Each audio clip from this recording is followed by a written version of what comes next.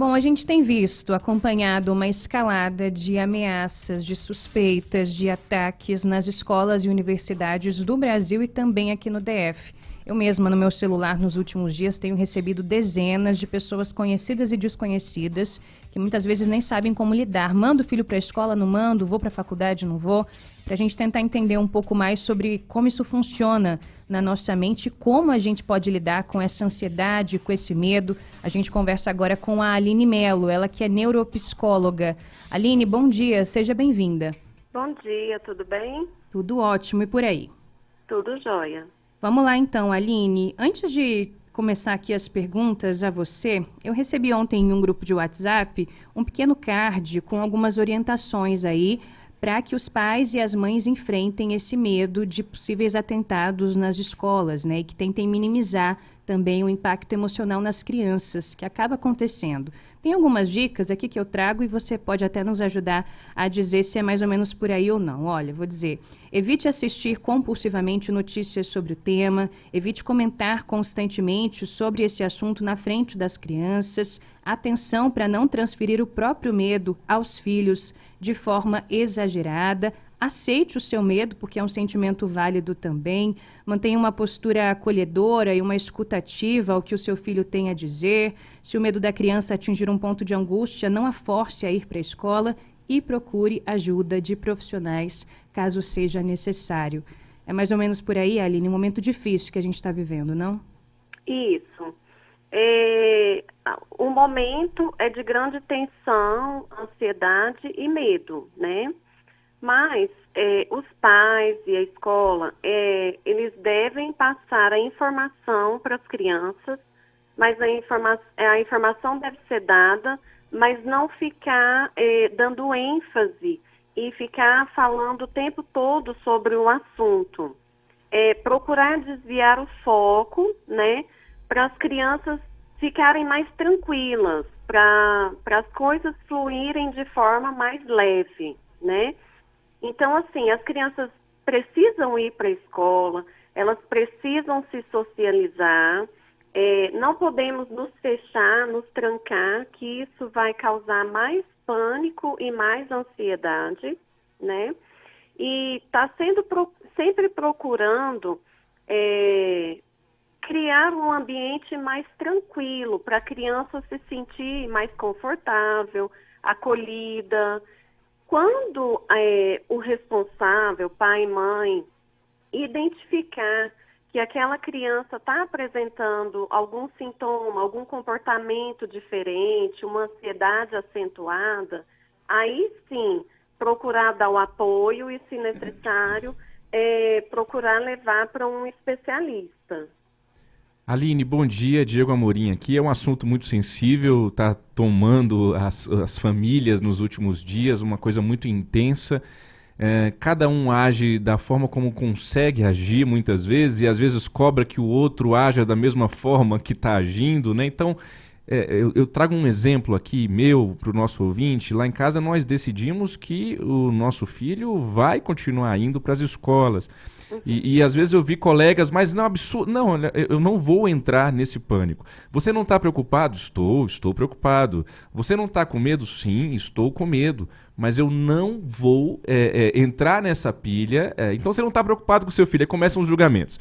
Tudo isso para te dizer o seguinte, Aline, uma criança, nós somos os adultos da casa, né? Eu queria te perguntar isso, assim, se eu e a esposa não estamos bem, estamos nós amedrontados, ansiosos e em pânico, a criança vai absorver isso. Mesmo estando assim, eu preciso cuidar desse meu comportamento, senão a minha criança, meu filho vai só absorver tudo isso, né?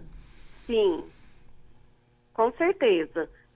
A criança, a família é a base para a criança, é um espelho. Então, os pais têm que manter o equilíbrio, né? Tem que estar também tranquilo para ele conseguir passar isso para a criança, porque a criança sente muito o que está acontecendo. Então, se os pais estão se sentindo em pânico, estão se sentindo muito ansiosos, então é bom eles também procurarem ajuda, né? Porque o momento é um momento delicado, porém ele exige que a gente mantenha a calma, né? Porque se todo mundo começar a ficar em pânico, vai crescer ainda mais esse medo, né? Então nós devemos tentar manter a calma, procura fazer coisas para distrair, como assistir um filme, como um almoço em família.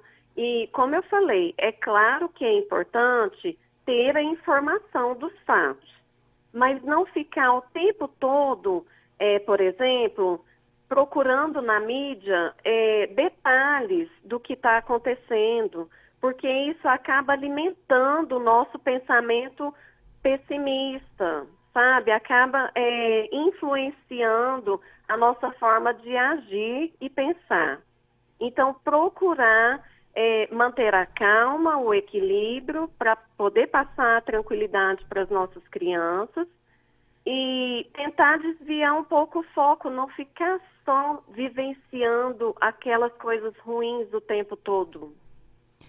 Aline, a gente tem acompanhado várias, ameaças de ataques que ao longo do país se concretizaram de fato, mas existem outras tantas, né, que não se concretizam e não vão se concretizar porque são feitas por pessoas que querem causar uma desordem, causar o caos, disseminar o pânico, o medo, surfando justamente, seja lá por qual for a intenção, nessa onda de ataques que a gente tem visto concretizados em alguns pontos do país e também do mundo. Como que a gente faz enquanto sociedade, enquanto pai, enquanto mãe, para de alguma forma, em recebendo essas informações, tentar de alguma forma filtrar e entender o que fazer com a criança? Eu imagino que a angústia, especialmente dos pais que têm filhos menores, eu não sou mãe, mas eu imagino, seja ainda maior, não é? Porque é um dilema, levo para a escola, não levo para a escola, como levo, levo e busco mais cedo, enfim. Como internalizar essa situação toda e entender que tem que ser passado também um olhar um pouco mais racional? Isso. Como eu estava dizendo, a rede social ela é importante para a gente ter informação, mas tomar sempre o cuidado se aquela fonte é segura e se ela realmente está trazendo uma notícia verdadeira, né? Porque o momento é delicado, onde pode ser que tenha pessoas aproveitando do momento e jogando coisas na mídia que nem sempre são verdadeiras e acaba gerando mais pânico. Então, nós como adultos, pais responsáveis, escolas, sempre procurar observar essas crianças, monitorar o que elas estão vendo no computador e nós mesmos também. O que nós estamos olhando na rede social, o que nós estamos procurando nela. O momento não é de isolar. As crianças e os adultos precisam socializar, precisam todo mundo agir em conjunto, todo mundo de forma consciente para saber trazer a melhor solução para a situação, né? Então, para a gente conseguir fazer isso, todo mundo tem que agir com cautela, todo mundo tem que agir com tranquilidade para saber resolver essa questão. 8 sem horas... causar estresse, pânico e ansiedade. 8 horas e 44 minutos, a gente está conversando com a Aline Mello, que é neuropsicóloga, ao vivo aqui no jornal Nova Brasil Brasília.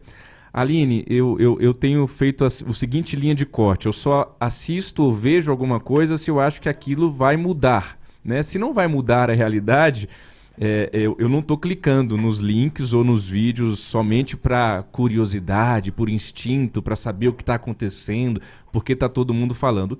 O que vai mudar se eu assistir isso aqui, se eu ver esse nível de detalhe, né? Acho que os pais estão cobrando das escolas uma maior segurança, por óbvio, isso é uma medida racional, objetiva. Olha, vamos cuidar da entrada e saída das pessoas, vamos melhorar a segurança nos fundos da escola, vamos conferir se o portão está fechado ou não. Ok, são coisas objetivas e racionais. Mas eu percebo, Aline, que muitos pais estão exigindo que as escolas deem toda a segurança para os seus filhos, com razão, mas isso também vai trazer um efeito colateral que precisa ser levado em conta, não, Aline? Se você coloca detector de metal, se você coloca gente armada, se você aumenta a segurança, as crianças estão perguntando para os pais: por que está acontecendo isso? Por que tem fila para entrar na escola? Por que agora tem esses 3 homens armados aqui na frente da escola, pai? Por que tem que passar por esse negócio que apita se tiver um metal no corpo? E isso vai alimentando um clima de medo e tensão que também é tão maléfico quanto o ataque em si. Eu não estou querendo comparar, mas existe um efeito colateral que os pais precisam levar em conta, não, Aline? Sim, sim. É um cenário muito novo, né, onde todo mundo está querendo se prevenir, querendo criar alternativas para a segurança, só que ao mesmo tempo pode ser que usem de forma que aquilo pode ficar meio constrangedor para a criança, né? Mas tem certas medidas que precisam ser tomadas até mesmo para a própria segurança da escola, das crianças, dos funcionários. Então, o que acontece? A informação, ela tem que ser dada para a criança, a orientação do que está, o porquê da mudança.